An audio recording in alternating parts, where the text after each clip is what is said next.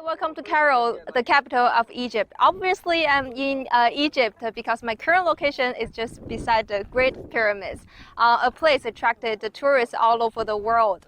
As a Xinhua's reporter to Egypt, maybe this is my third or fourth time visiting here. But I can obviously feel that the number of tourists has decreased a lot.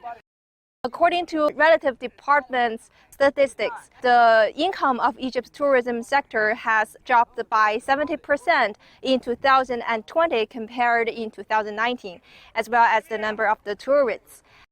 And in our interviews, many staff working in the tourism sector expressed that they expected more and more Chinese tourists coming back to Egypt, coming back to Great Pyramids. So we can see that they are full of expectations for restoration and also deeper cultural and tourism exchanges with China.